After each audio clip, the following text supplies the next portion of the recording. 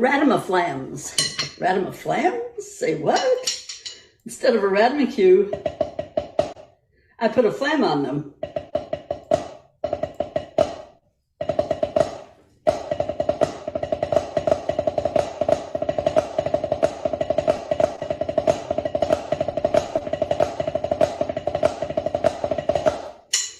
Another little challenge for you. Try it.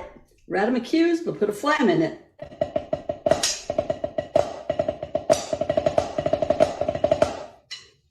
Fun.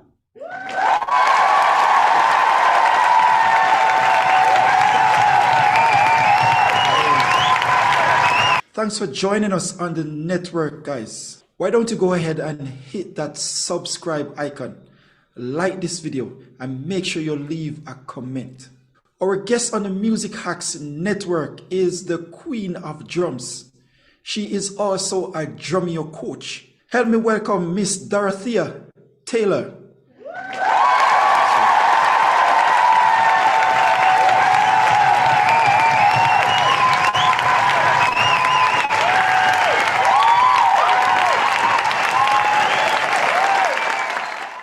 Dorothea. Hello. Welcome to the Music Hacks Network. Thank you so much for having me. This is a memorable occasion for us here on the Music Hacks Network, and I am definitely going to enjoy this show. Oh, thank you. I hope so. I am quite moved this afternoon by your humility. When I reached out to you on Instagram, I can't believe that you replied so quickly. I try to get to my Instagram messages daily. I need a secretary really to keep up with all of them, but I saw you and I thought I would answer back.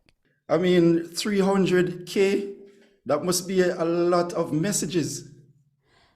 A lot of messages per week. It's kind of overwhelming at times. You also have 1.1, I think, million on TikTok going. I really do. It's just totally amazing, but it's so much fun. Well, therefore, we are quite privileged then here at the Music Hacks Network to have you do this live show. And the persons who view this channel are used to me talking for about 20 minutes, but definitely tonight we are not going to do that. I know they don't want to hear me talking that long. So what we're going to do is we're going to go right away into tonight's show. But before we actually do that, I'm going to ask you just to tell us something about yourself and how you actually got into drumming. Okay. I have done several podcasts, so if you've already heard this story, you'll have to listen again. I was born in a very small town in the Upper Peninsula of Michigan, the state of Michigan, and right up on Lake Superior, where it's really cold and really far up. And I grew up there, but from the time that I can remember when I was a little girl, I was always interested in music. I bought one of those little teeny tiny pianos, and I would bang on it. My mom would say that I would get mad and cry because it wasn't making beautiful music like I thought it should. And so then I started piano lessons when I was in 3rd grade. So I was around 8 years old. And we had a marching drum and bugle corps in our small town. And we had a lot of festivals in the summertime. And where we lived, it was just a couple of blocks where they rehearsed every day in the summer. And so I always heard them. And so I would sometimes take my bike down and peek over the hill and watch them do their routines. But there were no girls at that time. Okay. And you really didn't know that girls were allowed to play drums for some reason. Wow. And some schools didn't even allow that. When you started middle school in 6th grade here in the States, I remember them saying, no, you have to play a flute or clarinet or something like that. So in 6th grade, when I was in school, I signed up for the saxophone. And it was fun. I liked it. But something happened financially and we had to give the saxophone back. My dad wasn't able to pay for it. And I Okay. remember crying over that. And so, another summer came and I was watching the drums and I watched all the drummers on TV. I was just in love with drums. I could just feel those rhythms. And so by the eighth grade, I said, I didn't care what my girlfriends or friends thought. If they teased me, I didn't care. I was going to go and see if they would allow me to join that drum and bugle corps. And I went in the fall after summer break. We started again fresh for the next season. And I walked in and I don't remember them saying anything about, are you sure you want to do drums or anything? They said, sure, sign up here. And so I started in eighth grade and I've really been playing ever since. Wow. So I marched with them for 6 years and we practiced every day in the summer. And we were on buses doing, from different states, traveling, doing parades and competitions. And then when we would go home after the weekend was over, we'd get our uniforms cleaned and then practice and practice and practice till we left again on Thursday or Friday for another competition somewhere. So I did that right up until the summer that I got married. You could be in the drum and bugle corps up until you were 21. Okay. But I fell in love and thought I had to get married. So I got married at 19. I still had 2 more years to march if I wanted to. Okay. But so that was 6 years of intensive rudimental drumming. And that's where I got my rudiment chops from. And then I started, by the time I was graduating from high school, I started taking over the new kids that were coming in, the younger kids that were getting ready to learn rudiments and then move up into the big drum and bugle corps. So I was their drum instructor for a couple of years probably before I got married. And then I started taking on, when I got married and left that city and state, I started taking on private students. And I think I've, always had private students ever since 1970, really, off and on. And then I started teaching drum lines, school drum lines in 1984, I believe, 86. And so I'm still affiliated with the schools here, and I still go in and help off and on. So I've been in many different bands over the years. I've played in the symphony orchestra for 10 years. We had a symphony here. I've played country music. I've played bluegrass music. I've played polkas and waltzes and classic rock. And jazz. And so I've tried to play, everything that I can possibly play as far as drums go. The only thing I haven't done really is real heavy metal. I've just not ever had the chance to, really. I think it'd be fun though, but I think I'm too old for heavy metal now. I doubt that. I doubt that very much with your skills. All right. It still would be fun. So I've had some kind of fun opportunities. I did get to play percussion, like congas and auxiliary percussion for Ray Charles when he came. I don't know if you're familiar with Ray Charles. Yes, we are. He came to town and he did a concert, and so he used some of us that were in the symphony orchestra for background. They needed violins, strings, and things. So I got to play some auxiliary percussion. And so that was fun being on stage with him. And I've just done all kinds of little things here and there, and did some Broadway show musicals. I was the drummer in the pit. So I've had a wide variety of experiences in drumming. And then this opportunity came up. I got a call from Drumeo asking me if I would like to be a Drumeo coach. They found me on Instagram. They saw how many people and followers that I had and called me and asked me if I would like to be a coach on Drumeo. So I was shocked because they always have such amazing drummers on that show, on their format. And I was flattered that they called and asked me if I would like to do that. And so I've been on there since first week of January. We do a live lesson every Tuesday at 12 noon. Awesome. And then here I am today with you. Yes, definitely. All right. So what we have done, we have set the stage for the Q&A, Dorothea. So those who are used to the interview, that is going to come after the tutorial. So in your topic, Dorothea, you said you want us to tell us about the magic of rudiments. All right. So I'm going to ask you, why have you chosen that particular topic? And then you're going to go right into your tutorial. Okay. Why have you chosen this topic? The reason I chose it is because a lot of drummers do not know the importance of learning the basic essential drum rudiments. And it's sort of like if you were a piano player and you didn't know the keys and you didn't know any chords, and the same thing with a guitar.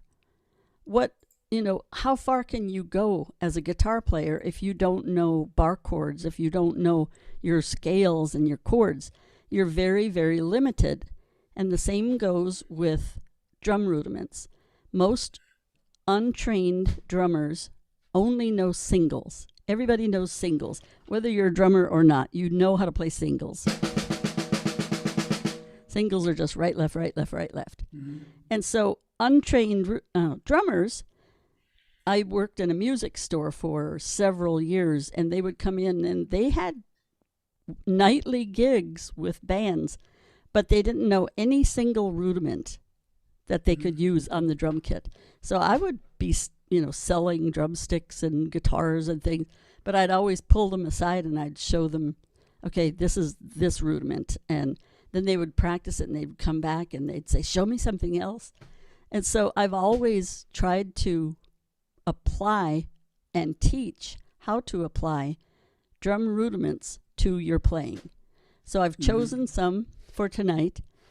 So drum rudiments are just like learning chords on a guitar or notes. Awesome. These are essential rudiments that you need to learn, and they are just different stickings, right, left, right, and flams, and I'll show everyone what all those are in case you are a newbie to this, or you just play singles and you don't know anything about rudiments.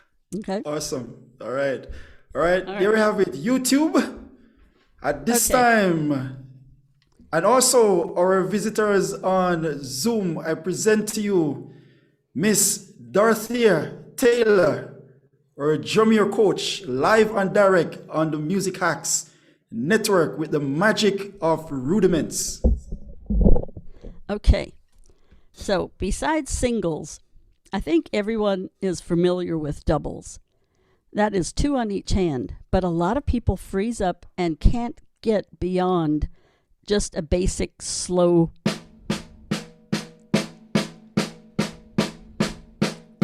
So what you have to do to be a good drummer, you have to develop those doubles so that you can move smoothly around the drum kit.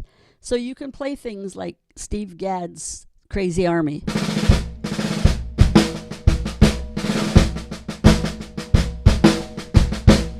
That's just a short segment of one of Steve Gadd's Crazy Army. And it's full of rudiments. And that first thing are double stroke rolls. So in order to get those doubles, you have to spend that quality time practicing.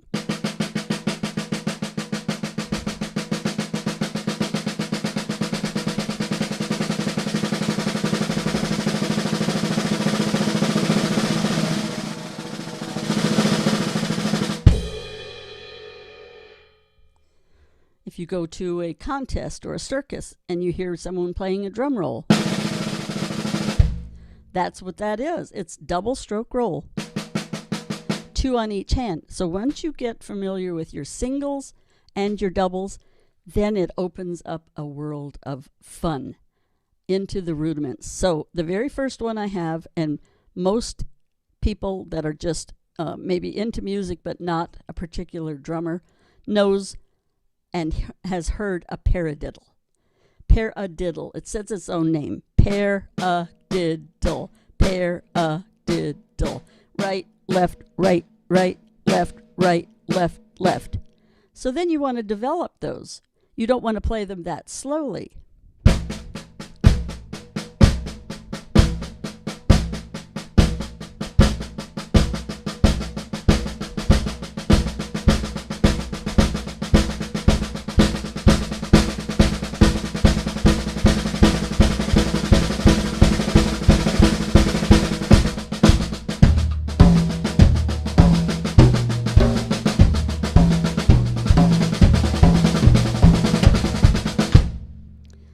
And all those are single paradiddles.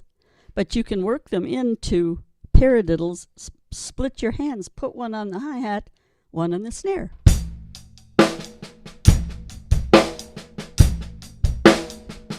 So where your normal backbeat is on the snare, that's the accent of the left-handed paradiddle. Paradiddle, paradiddle. And then you can jazz it up a little bit, adding that bass drum.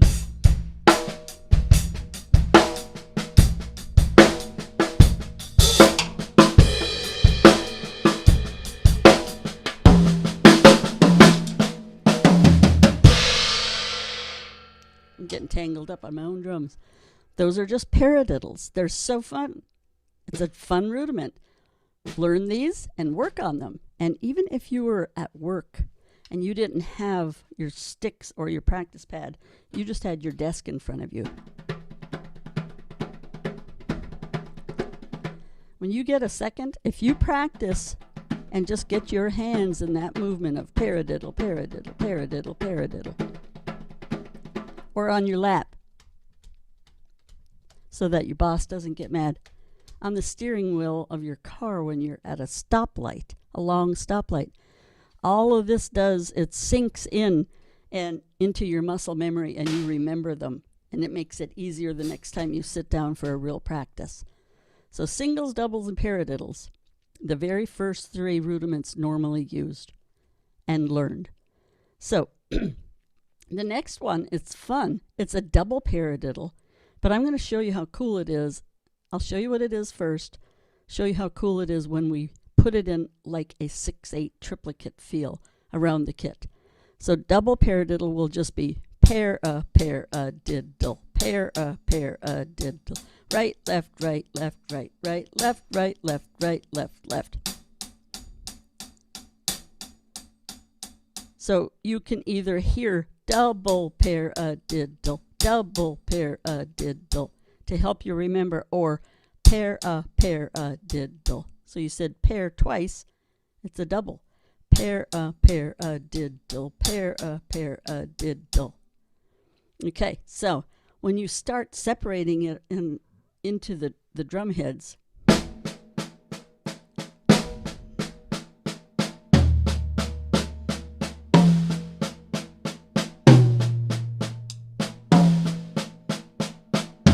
now that's at a slow tempo. Now let's make it where it sounds like 1, 2, 3, 4, 5, 6. 1, 2, 3, 4, 5, 6.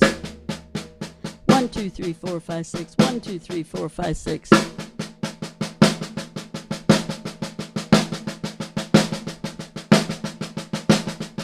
All it is paradiddle, paradiddle, but duckata, duckata, duckata, duckata.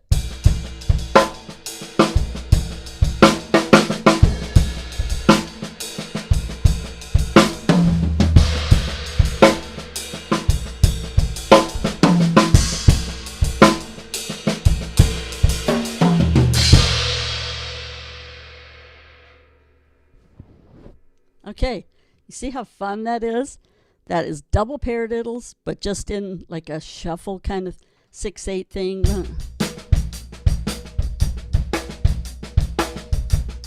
So you can put him in the shuffles. Paradiddle.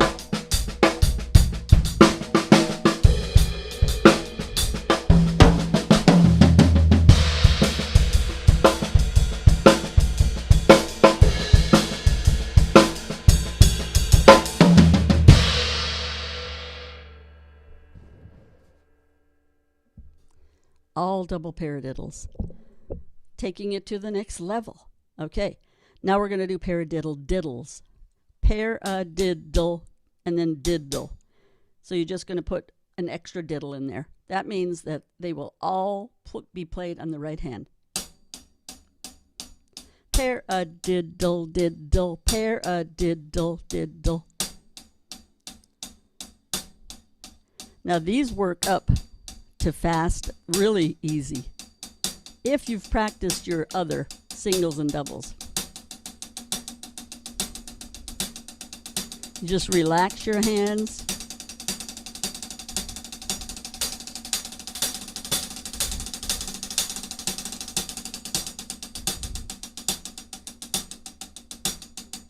So when you put them on the kit,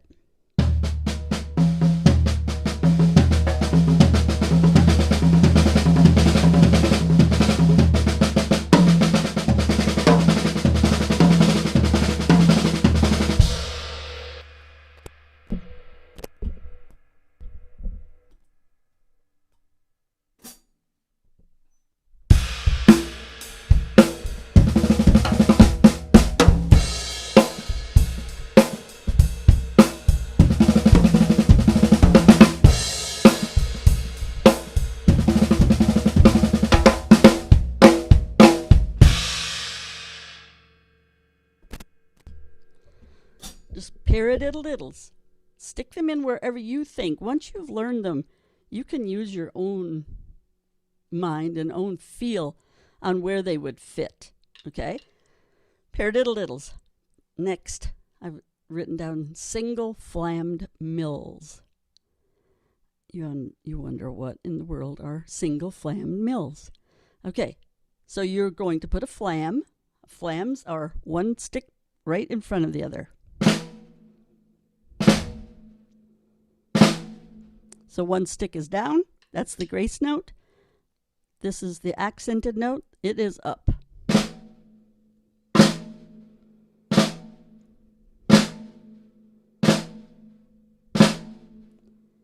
So if you've never played flams before, you make sure that the grace note that's down hits right before this one. Get a nice clean sound. So then we are going to take a flam and another right, left, right. Flam, left, right, left. Flam, right, left, right. Flam, left, right, left.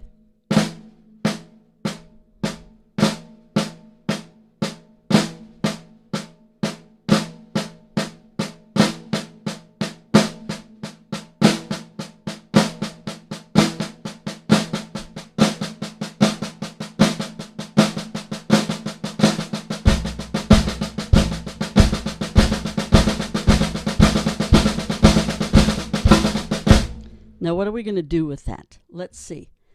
It probably would work over here.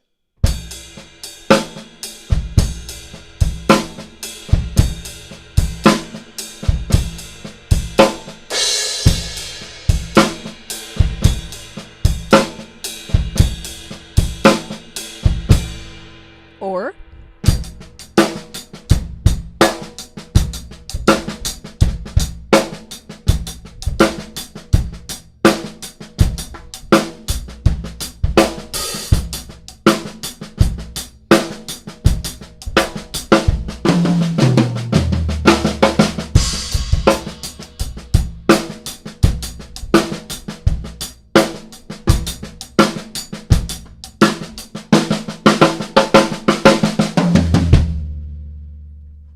single flammed mill. That one might not be quite as common, but I can take any rudiment, just about any rudiment, and put it on the kit and make fun with it. Okay, patafla-fla. Has anyone ever heard of a patafla-fla? Pat-a-fla-fla. Sounds just like its name. Pat-a-fla-fla. Pat-a-fla-fla. So it's back to the flam thing. Flam, tap, tap. Flam, flam, tap, tap. Flam, flam, tap, tap. Pat-a-fla-fla. Pat-a-fla-fla. So you're ending up after the first one, you're ending up left, right, dun, dum, left, right, dum, dum. Left, right, left, right, left, right.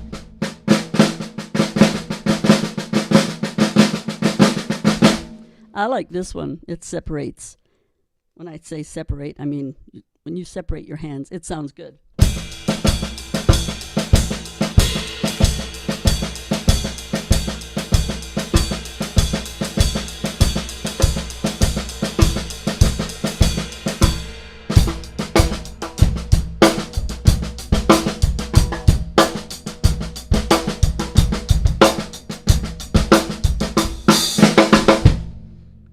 Pataflaflas. All right, flam drags. These are one of my favorites also. Flam drag. So it's called a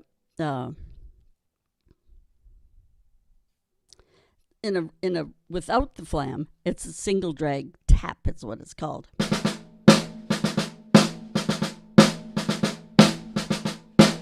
And you've probably heard of single drag tap.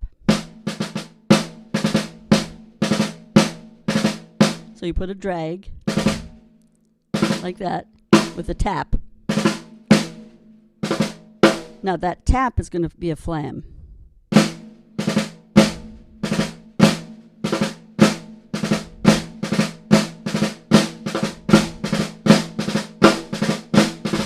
So you can hear single drag, flam, single drag, flam.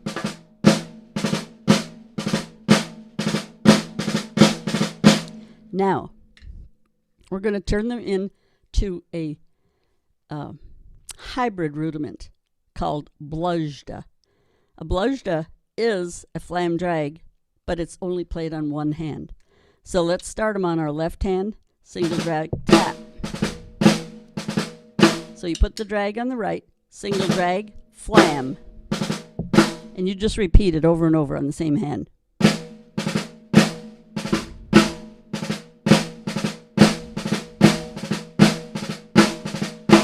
But bluzdas are played fast, so it takes some practice because it doesn't really sound like much at a slower speed.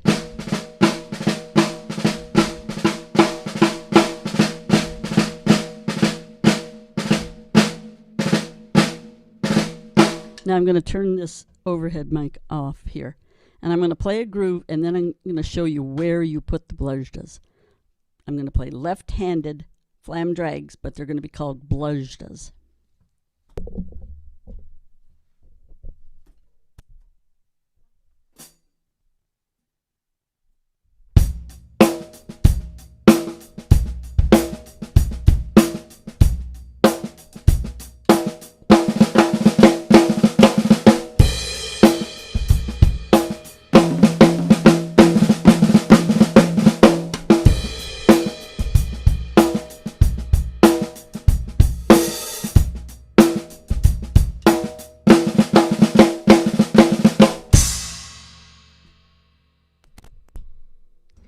Okay, you see how fun that is? And if you are familiar with Tony Williams, he was known for those bluzdas. Ja, ja, ja, ja, ja.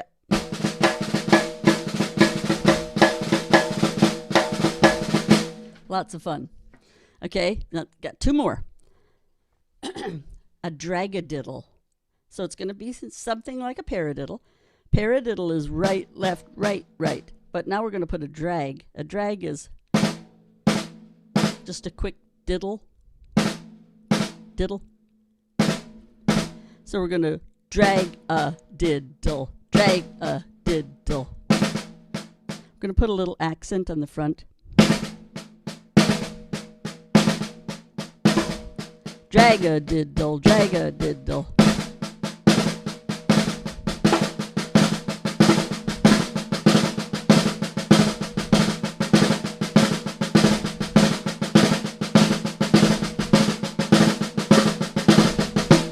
So I'll put that in the groove too. I'll just move this back.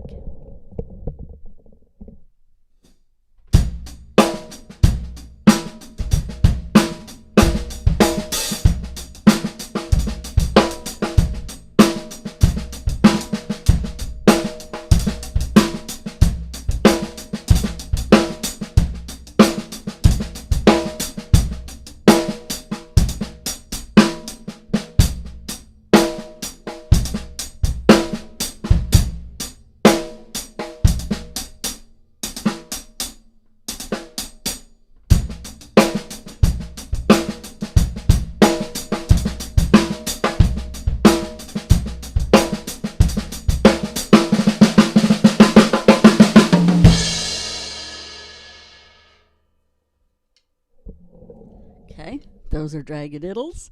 So I'm anxious to, I've got one more, and then in a minute we're going to have comments, and you're going to ask me questions. So I'm anxious to see, think about it now, I'm anxious to see what your favorite rudiment might be, and if you have any questions about it, and I can explain it more, okay? So the final one is Swiss Army triplets, just called Swiss Armies. So you have a flam, the same hand you're going to do a tap, and a left tap. So they will be in triplicate form. Jackata, jackata, jackata, jackata.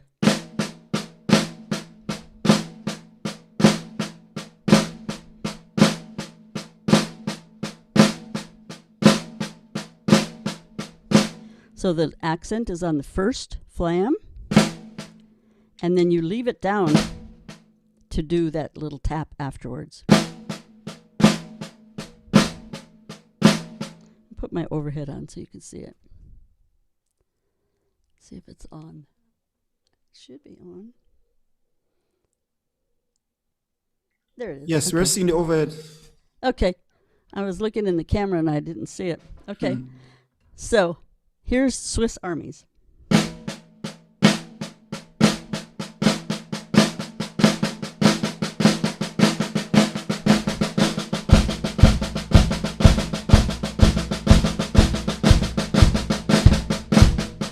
Now I'm going to change them up a little bit. Instead of just jackata, jackata, jackata, jackata, I'm going to go.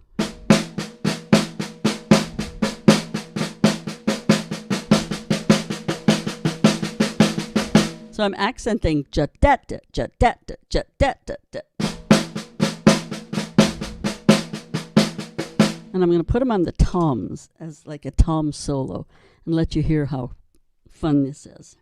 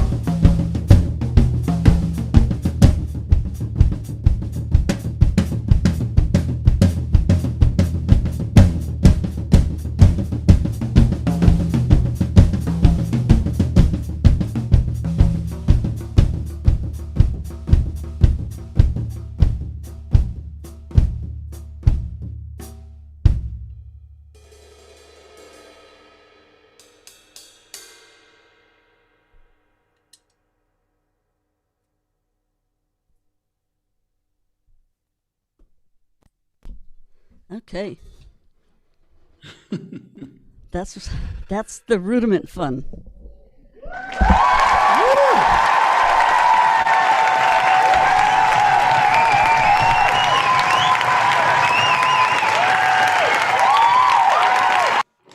Awesome lesson, Dorothea. Awesome. Thank you. I can see why we refer to you as the queen of drums. You could just tell how much I love playing drums, and I just go with the importance of knowing these rudiments so that you can do something with them instead of just sitting down and not knowing what to play. Awesome. All right. We are going to go into our Q&A. As I said, I won't be doing too much talking. I am going to allow the viewers and subscribers or guests on Zoom to do most of the talking with you this afternoon. So guys, it's time now for the question and answer. We have had the tutorial, and now you're going to break down some of these information with Dorothea. All right. Who is going to have the first say in our Q&A? All right. Let me also welcome the persons on YouTube. Over there we have One Drop J, Miguel Thompson, bless up Miguel, Fred Thompson, bless up Fred. All right, we have Joel Wallace, bless up Joel, Michael Fletcher, the boss, Sandre, Firebase, Crossdale, Alright Howell, bless up. We have Rhythm Melody. All right, guys, bless up. I'm going to ask you to type your question in the chat. All right, we had one request from, let me see, our Miguel Thompson. His question is, I have had the chance of playing in a wind and brass orchestra. Just how much did playing an orchestra and reading music impact your overall drumming? Well, it really did, because talking about the 6 years that I was in Drum and Bugle Corps, we didn't honestly read music. We were just taught by rote. And so they said, okay, now this section is going to be this, and we just memorized it. And so the only note training that I had was when I was taking piano lessons.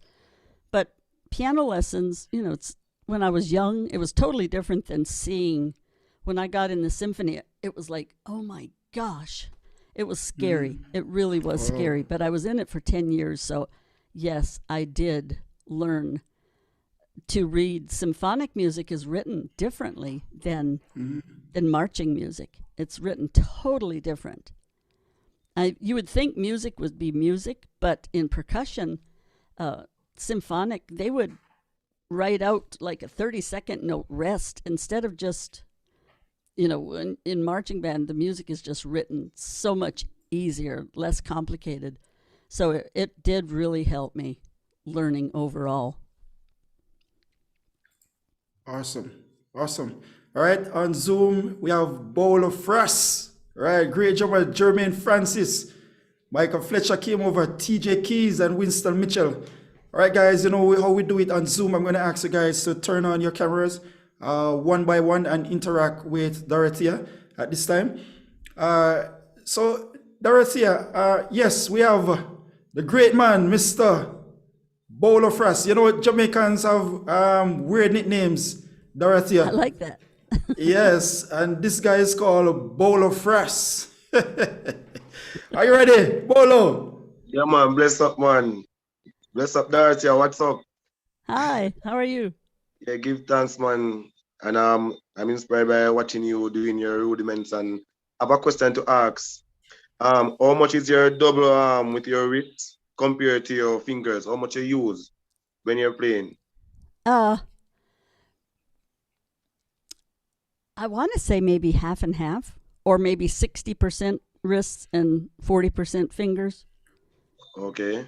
And when I use a little bit of molar technique and stick my arms in there, that kind of relaxes your wrists so that you're not getting too stiff and tight, struggling with your wrists for speed. But if you use the molar technique and you're just, flowing a little bit, that helps too. So I use that also. Okay, great. One more question. If I'm gonna do variation of permutation paradiddles, what do I do first? I would get George Stone's stick control book. Yeah. Because on the first page, line 5 is a regular paradiddle, right, left, right, left, right, left, left. Then the second line is your first permutation of a paradiddle, right, left, right. The diddle is in the middle, right, left, right, right, left. And I use that all the time on the kit. Then the next line is right, left, right. You put the diddle in the front, right, left, right, diddle para. So those right there is helping you. And then you take the same ones and you move the accent over. You go back to regular paradiddles. Paradiddle, paradiddle. Now move the accent over. Paradiddle, paradiddle. But the downbeat is still. Then you move it over again. Paradiddle, paradiddle. Oh, cool. And then you put on the fourth one. Paradiddle, paradiddle. So then you go back to the right, left, left, right, left, right, right, left, and you do the same thing. You do right, left, left, right, left, right, right, left, and move it over one partial. Right, left, left, right, left, right, right, left. And all of those stickings right there. Now in Georgestone, they don't show you those accents, but that is, they're called permutations of paradiddles. And that will get you, say you're on this level with regular paradiddles. If you learn all of those, you're going to bump up in your playing tremendously. All right, thanks. You're welcome. Bless. Bless up, Bolo. Yeah, man, respect, man. Yes, so General. All right. Let's take this question from YouTube, Jaquan Beats. All right. Do you listen to reggae music, and have you ever tried playing it? And could we possibly hear a bit of it? Well, I do have, like a few favorites, and there is a band in town, and they do a lot of reggae music, and I love listening to them. But I haven't had a chance to really play that much, so I just kind of go with this beat. All right.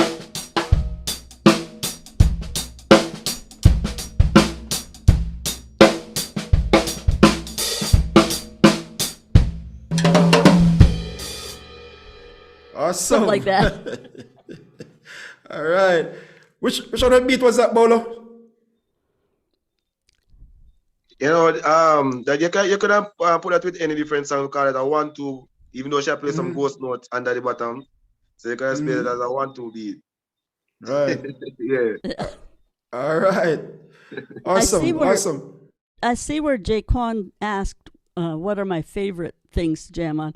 I like blues, and I like Stevie Ray Vaughan shuffles. I love those. Those are my favorite. Awesome. All right. Let's take one from Tricia. If you could share the stage with any drummer from the past or present, who would it be? Oh, gosh.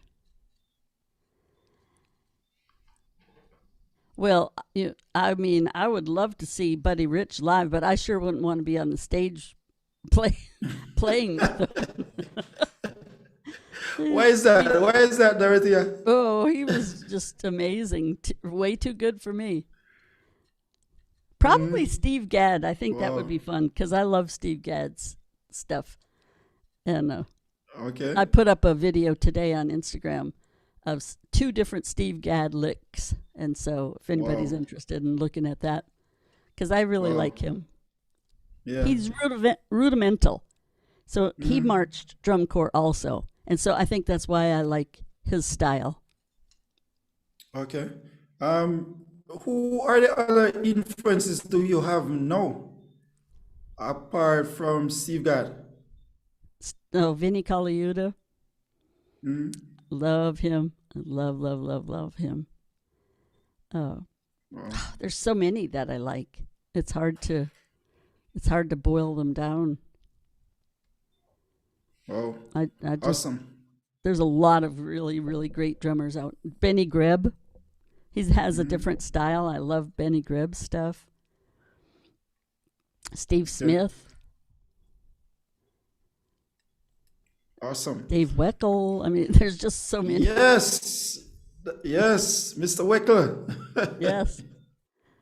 Yeah, he did a clinic in our store that I worked at one time. Okay. It was pretty amazing.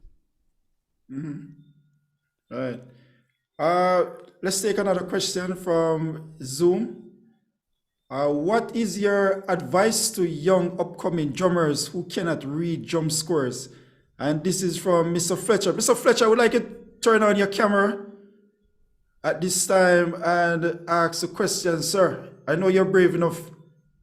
Mr. Michael Fletcher, the great. Looks like he's playing. Sir Fletcher. Hi. First of Hi. all, hi. Yes, hi. Yes, that's my question to you.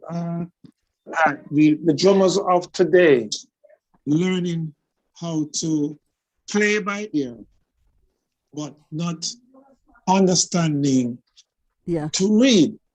right. And it is just as important that playing, I mean, you being able to write the score so they can read, and showing them what's the advantage of drummers of today in Jamaica that want to get into it, and how would you encourage them to get into it?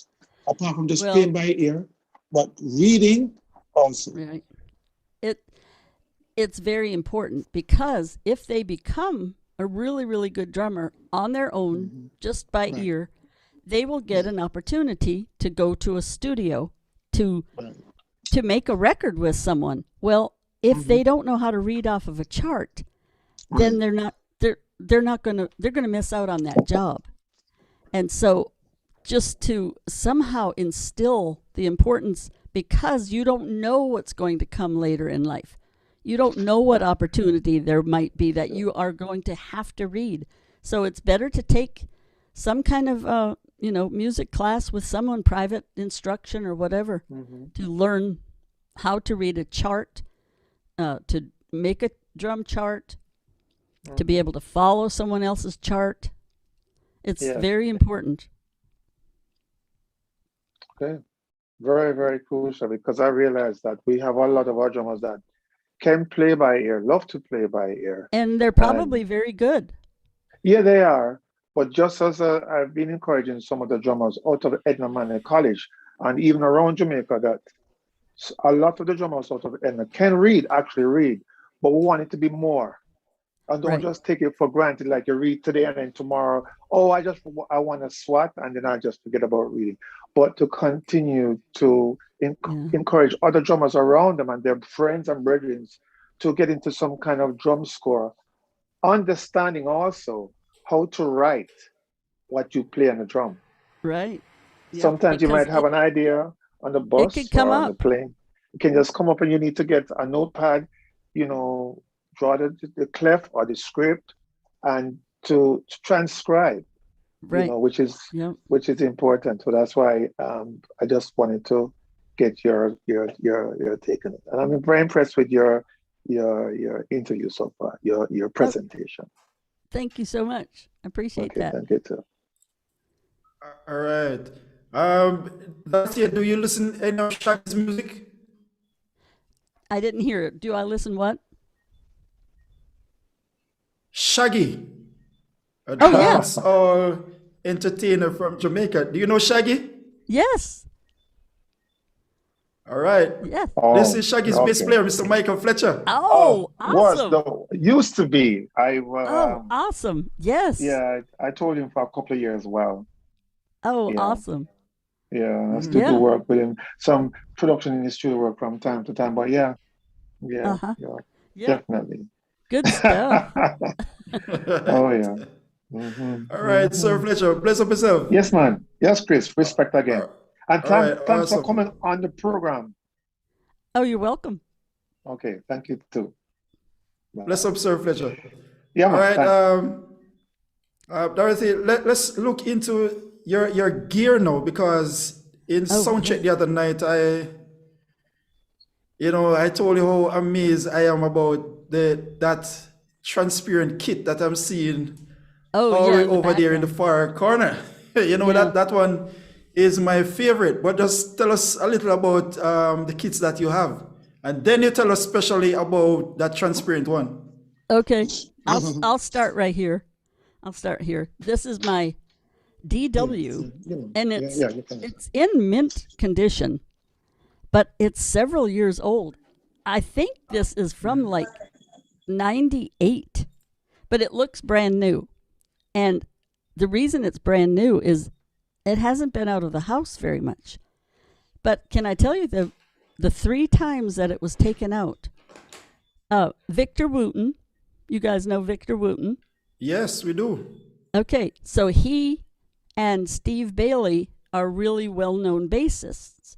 And they do a bass camp, or they did a bass camp for several years in a row out here at our college, right down the road from me.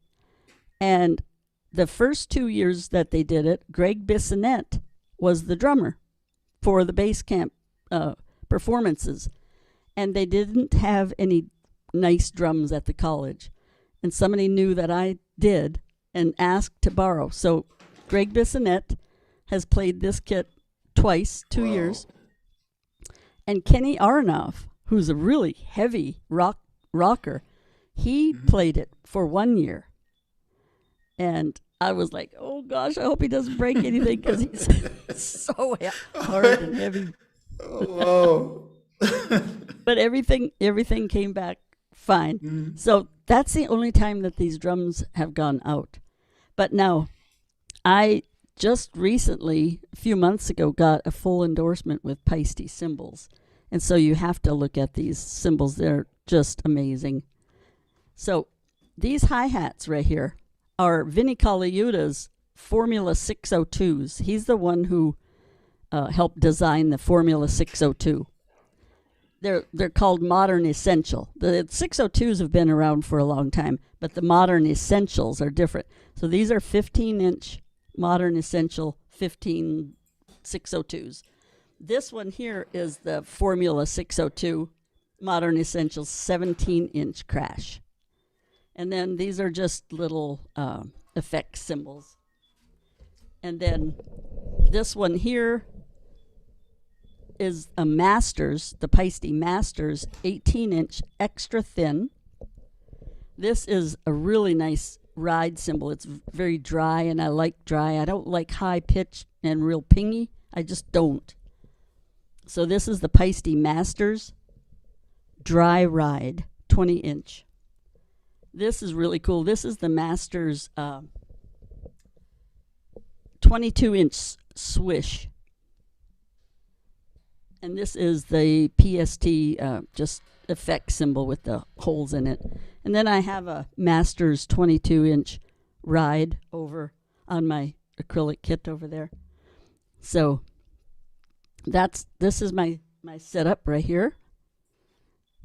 And can you see the blue kit right there close? Yes, we can see the blue kit. Okay, I put the light on there so you could see it. Those are 1965 Rogers, special edition Rogers kit. No, not special edition, holiday edition Rogers kit that I was lucky enough to find from someone. And in the corner standing up, the black ones, those are my Questlove. It just has a 16-inch bass drum, but I have Evans heads on there, and it sounds really, really good. And then I have, I don't know if you can see, like a red-looking drum head. Those are pure cushion, and they're flat. It's just the drum head with a rim around it. And so it's a really cool, just quiet gig kit. And then the acrylic kit that I just got just a couple of weeks ago from Tamburo. I was contacted and asked if I would be interested in checking out the Tamburo drums. And so he gave me, he told me to go to their site and see what they had. And I've always been curious to know about the acrylic kits and to see how they sound. And this one doesn't even have any seams. It's liquid acrylic, and they put it in a machine, and the machine spins a perfect shell, and so there's no seam on it.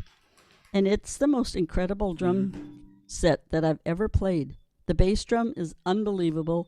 It's 18-inch, and then the floor tom is a 14 by 14. The one mounted is a 12 by 8, I believe, and a really nice 14-inch snare drum, and I'm just in love with that kit. Can't wait to hear it, Mike. Amazing. It's amazing.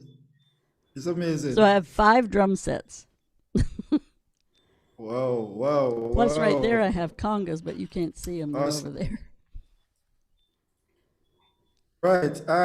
You also play those, I don't know what you call it, but I've been looking at your pages, the wooden kits, Yeah, the the cajon. wooden congos that you. Yeah, they're like a cajon, Okay. just a wooden box Right. that has different tones. So I have a whole selection of those over there too.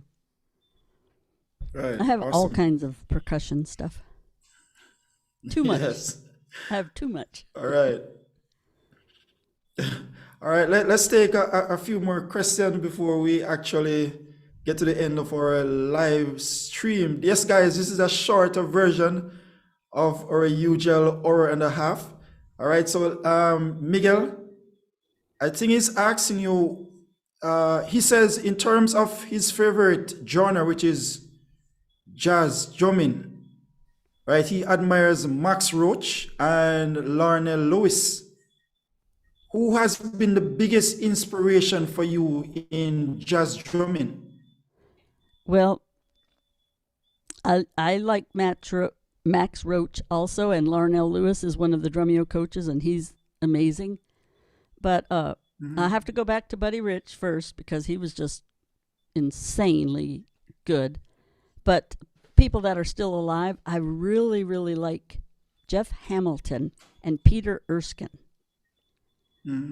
Now, there are others as well, but I really like, if someone is interested, they can look up Jeff Hamilton and Peter Erskine. They're very, very good jazz drummers as well. Bless up, bless up. Awesome. All right. And my final question to you that I want you to address, Dorothea, in terms of tuning your kit, right? How do you approach tuning your kit to make sure you get the best sound that appeals to you? Well, working in the music store all those years, I learned that every drum shell is pitched to its own, perfect. There's a sweet spot in every shell. And so when you start tuning, you just have to play around and experiment. And when you get to that sweet spot, that drum will sing to you and it will be like, oh, that's where it is. That is what that drum should be tuned to. It's just the perfect sweet spot. And so each tom, you want an interval also,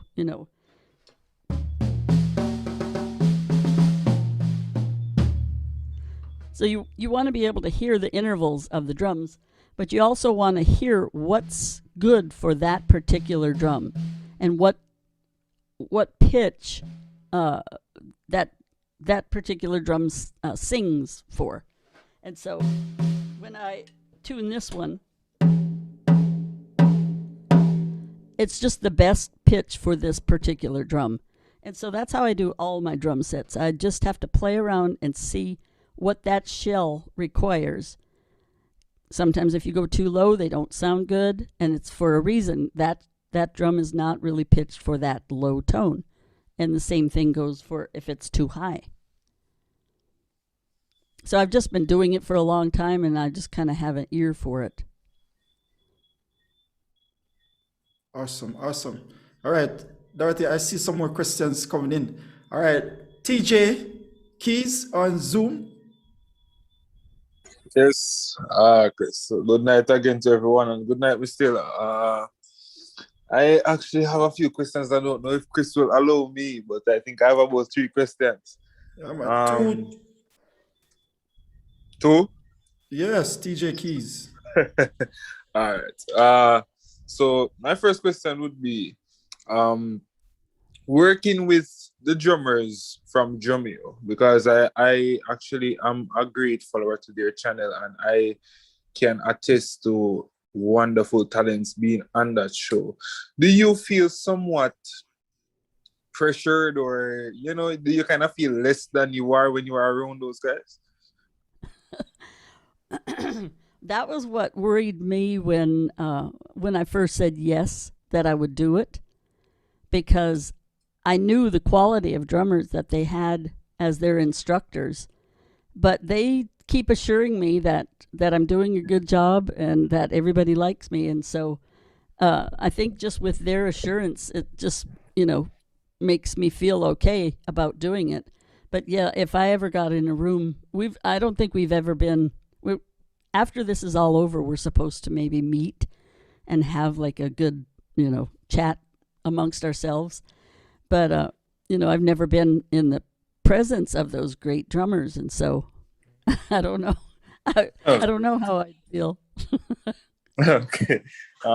And my next question would be, based on the fact that you are a Buddy Rich fan, one thing I noticed about his style of play is that he was just basically like so amazing. It's sometimes hard to explain, but the way he plays is almost as if you can feel exactly what he's feeling. Do you ever try to replicate that in your playing? No. And how important do you think that emotion is in playing the drums? Oh, yeah, I agree with the emotion. Yeah. And especially when you're in your own home and setting and practicing, you don't feel that same emotion that you do when you're out with an audience. Like I just did a 4th of July concert, and there were 4,000 people in this indoor studio.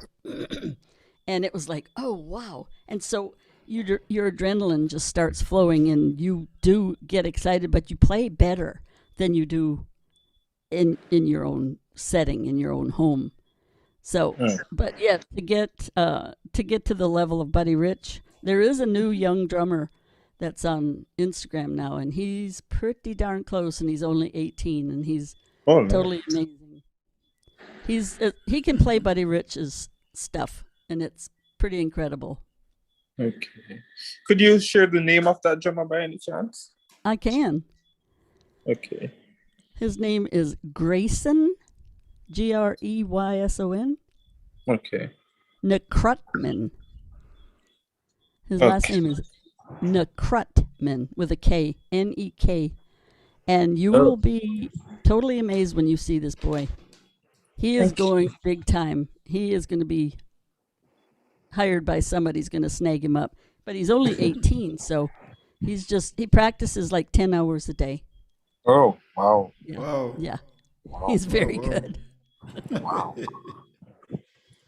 Yeah, you guys have to check him out. I'm giving him a plug. Thank you so much. You're welcome. Bless up, TJ Keys. Yes, bro. Respect. All right. Jermaine Francis on Zoom. Yeah, good evening, Miss Dorothea. Uh-oh, somebody's in bed. Yeah, you just said something about that guy practiced 10 hours a day. I was about to ask, my question to you was, how many hours a day do you practice now? I don't practice that much now. I do come up here in my studio and practice as I'm teaching. I'm playing, but it's not the same kind of intensive practice. But when I was marching back when I was young, we practiced 8 to 10 hours a day in the summertime. So I did put in those long days, and those days are important for everybody, whether it's basketball or the best soccer player in the world or the best gymnast. They practice 10 hours a day also. So if you want to get good in anything, you have to put those quality times in. Okay. So now I just take a pad, and if I'm down in the kitchen, I'll just play some singles and doubles and rudiments just daily, just for even 30 minutes, just to keep my hands going. Because I know I'm going to come up here and be with students, 2 or 3 hours a day. Okay. So that's all I'm doing. All right, now. and I really enjoy your presentation. I'm a keyboard player, but trust me, listening to you a while ago, I really enjoyed that presentation. Thank you. I appreciate that. All right, you're welcome. Bless up, Jermaine. Blessings, blessings. All right. Let's bless up Nathaniel Tucker, Drummer Fish, Afri Roots, Daphne Gale, Mom there. Oral Brown, OB. Bless up. Those guys are on YouTube. All right. They are. We are about From to the close Roots? this live. Did you say from the Roots? No, his nickname is Afi. Oh, Afi okay. Roots. Okay, I thought you said from the Yes. root, the people from the Roots. Okay. All right. I want you to play a beat while we are going to close the live stream, Dorothea, but I would definitely like to thank you. I promised that I would only keep you an hour on this live stream. But if we could go another 5 minutes, then that would be I can do cool. it. All right. I'm fine. All right, guys. She has agreed to go another 5 minutes. Are there any other question? All right. Anybody else? I see where it says for Root says putting in the work. Yes, that's what Right. it takes to be good at anything, not just drumming. A guitar player that plays, really, really crazy things, they practice like all day long when they're learning. Right. Definitely. All right. Yeah. So Dorothea, what have you been? I know you're doing Drumeo and some other stuff, but in a time like this where we have the pandemic, what else are you working on now that the live events are not as frequent? What are you working on currently?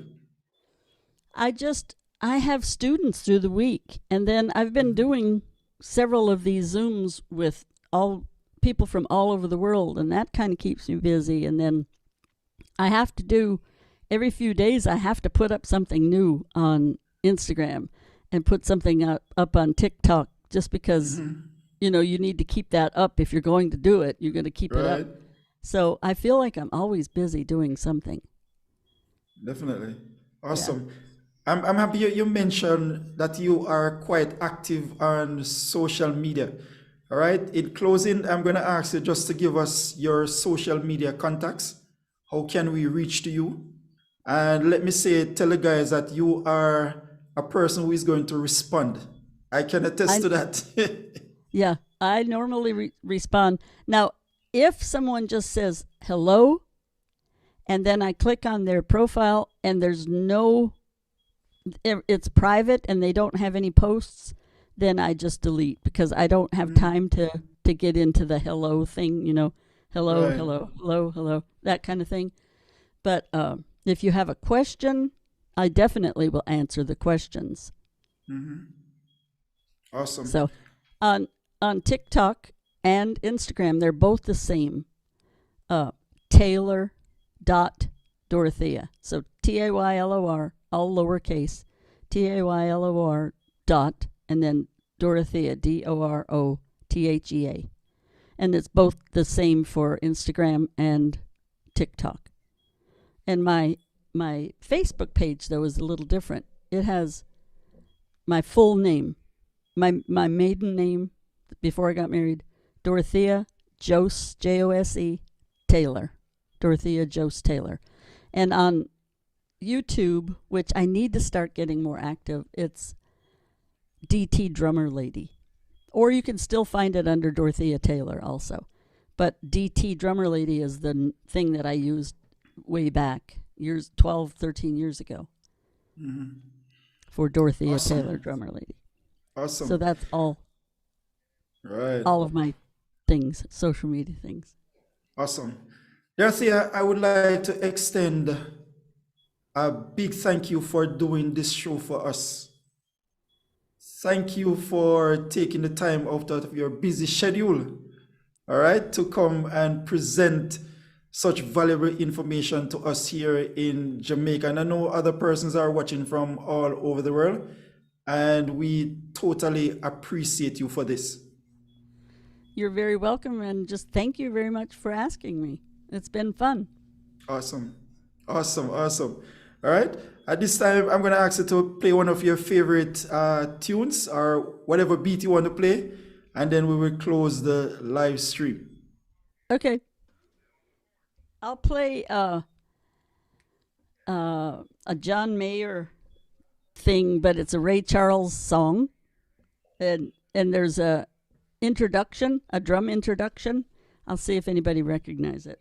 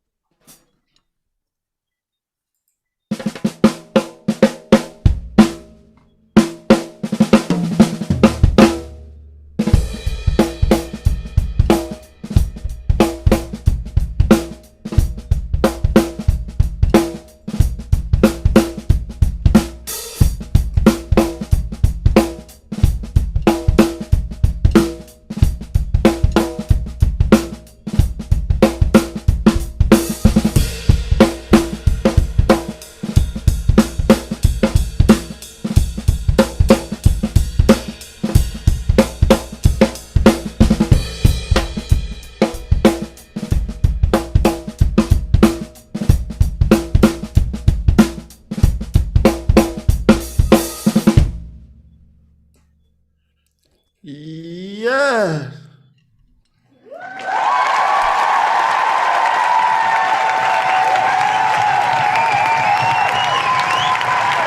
Dorothea Taylor.